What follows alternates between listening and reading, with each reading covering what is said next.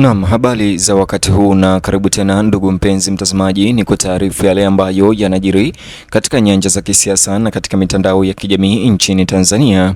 Huku wakati wa sikukuu za Disemba na mwaka mpya zikiingia, ripoti mpya ya kutatanisha imezuka kuhusu Humphrey Polepole na kutekwa nyara kwake na watu wengine waliotoweka kwa njia ya utekaji nyara, huku Bongo Zozo akifunguka mazito kwa Watanzania kuhusu utekaji nyara huo nchini Tanzania, huku akiwa mtu aliyewahi kutumikia serikali ya CCM chini ya Samia Suluhu sasa afichua mazito kuhusu utekaji nyara, na pia ameweza kumtaja Humphrey Polepole na watu wengine ambao wameweza kutoweka, akisema haya. Bonyeza alama like kisha bonyeza neno subscribe na alama kengele chini ya video hii kabla nikutaarifu ripoti hizi kwa kina na kwa undani zaidi. Wakati Tanzania ikielekea katika msimu wa sikukuu za Disemba na kuelekea mwaka mpya, simulizi na taarifa zingine za kutatanisha zimeibuka kuhusu kupotea kwa watu wengi maarufu wa kisiasa nchini Tanzania, akiwemo Humphrey Polepole, afisa wa zamani wa serikali na mwanadiplomasia, na kuibua wasiwasi mpya kuhusu usalama wa kibinafsi baada ya ripoti hizi mpya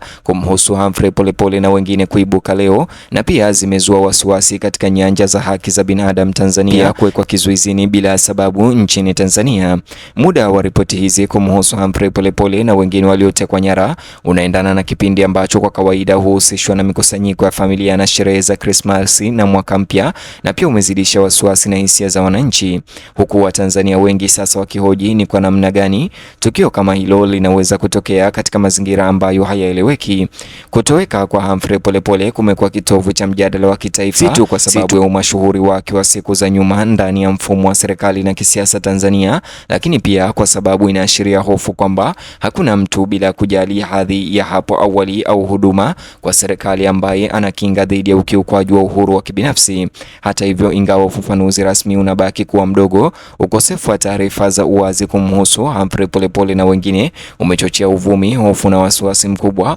katika duru za kijamii na kisiasa. Kinachoongeza uzito wa mjadala huo ni kuingilia kati kwa Bongo Zozo, ambaye alikuwa balozi rasmi wa zamani wa utangazaji wa utalii wa kimataifa Tanzania, na ambaye hapo awali alifanya kazi kwa karibu na taasisi za serikali ya CCM. Mtazamaji, kupitia ujumbe wa Instagram wa Bongo Zozo uliosambazwa na watu wengi, aliwahutubia Watanzania moja kwa moja akitumia kisa cha kutoweka kwa Humphrey Polepole kama kielelezo tosha cha kile alichokieleza kuwa ni mfano mpana na unaotia wasiwasi mkubwa wa utekaji nyara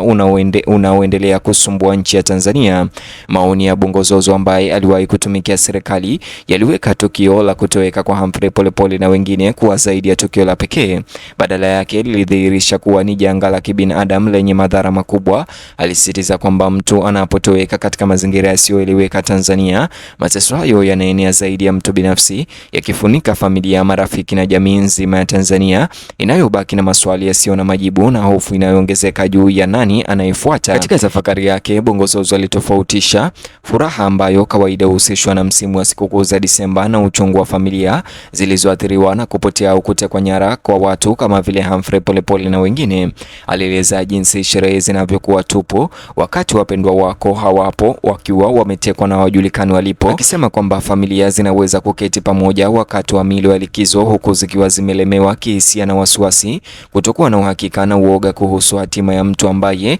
ametoweka bila maelezo. Kutoweka kwa Humphrey Polepole na wengine, kama ilivyojadiliwa katika muktadha huu, kumeibua mjadala kuhusu maana ya usalama na uraia nchini Tanzania. Hata hivyo, waangalizi wanasema kuwa wakati mwanadiplomasia wa zamani na mtumishi wa umma anaweza kuripotiwa kutoweka bila mawasiliano ya haraka na ya uwazi kama vile Humphrey Polepole, kutoka kwa mamlaka ya Tanzania hutuma ujumbe wa kutisha kuhusu udhaifu wa haki za mtu binafsi na kutegemewa kwa ulinzi wa serikali kwa raia wake. Bongo Zozo, hata hivyo, aliweka wazi suala la kutoweka kwa Humphrey Polepole na wengine kuwa ni suala la utu wa ubinadamu, na kusisitiza kuwa kutekwa nyara au kutoweka kwa nguvu kuna kiuka misingi ya kimaadili na kisheria. Alisema kuwa haijalishi aliyeathiriwa ni nani, aliwahi kuwa na nafasi gani ya kisiasa au maoni gani wanaaminika kuwa nayo, kitendo chenyewe ni kushambulia ubinadamu na utawala wa sheria. Kwa kurejea mara kwa mara kesi ya Humphrey Polepole, Bongo Zozo alitaka kuufanya mjadala huo kuwa wa kibinadamu, huku akiwataka Watanzania kufikiria adha ya kihisia ya familia zinazoamka kila siku bila kujua mpendwa wao yuko wapi au yuko hai. Alitaja hali hii ya kutokuwa na uhakika kuwa ni aina ya mateso ya kisaikolojia ambayo huacha makovu ya kudumu sintofahamu na kuondoa imani ndani ya jamii. Kutokuwepo kwa taarifa rasmi za kina kuhusu hali ya Humphrey Polepole hadi leo kumezidisha wasiwasi wa umma nchini Tanzania. Hata hivyo, katika ombwe lililoachwa na ukimya, mitandao ya kijamii imekuwa uwanja wa msingi wa kubahatisha uchambuzi wa kujieleza kwa hisia, huku wananchi wengi wakidai uwazi, uwajibikaji na majibu ya wazi kutoka kwa wenye mamlaka na maafisa wa polisi. Ujumbe huu wa Bongozozo aliyewahi kuwa balozi Tanzania ulikuwa wa kuvutia sana kwa sababu ulitoka kwa mtu ambaye hapo awali aliwakilisha serikali ya Tanzania kwenye jukwaa la kimataifa. Uamuzi wake wa kuzungumza kwa kutumia kupotea kwa Humphrey Polepole na wengine Tanzania kama mfano ulitafsiriwa na wengi kuwa ni ushahidi kwamba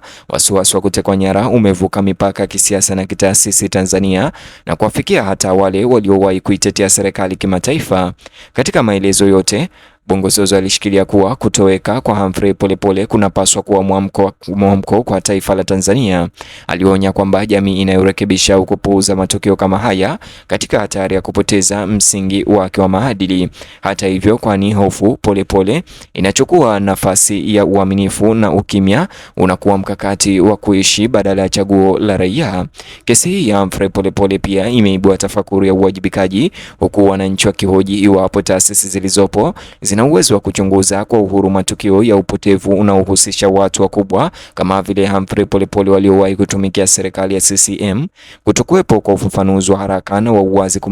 kumefasiriwa na wakosoaji kama ishara ya udhaifu wa kimfumo au kuepukwa kwa makusudi. Bongozozo alisisitiza kuwa kupinga utekaji nyara Tanzania si kitendo cha uasi, bali ni wajibu wa kimaadili, kwa kutumia hali ya Humphrey Polepole kama mfano kusema kuwa kukaa kimya mbele ya dhuluma kunawezesha kutokea ukiukwaji zaidi. Hata hivyo, msimamo wake Bongozozo ulipendekeza kwamba kuongea ni jambo la lazima, haswa kwa sababu mtu yoyote bila kujali uaminifu au huduma ya zamani katika serikali siku moja angeweza kukabili hatima kama hiyo. Hata hivyo, kuzingatia mara kwa mara juu ya kutoweka kwa Humphrey Polepole na watu wengine wa upinzani Tanzania kumebadilisha suala hilo kuwa ishara ya wasiwasi mpana wa kitaifa, ikiwakilisha maswali ambayo hayajatatuliwa kuhusu mamlaka, uwajibikaji na mipaka ya mamlaka ya serikali. Kwa Watanzania wengi, kesi yake imekuwa kioo kinachoakisi hofu zao kuhusu usalama na haki Tanzania. Wakati mwaka unaelekea ukingoni na kukamilika kuingia mwaka 2026,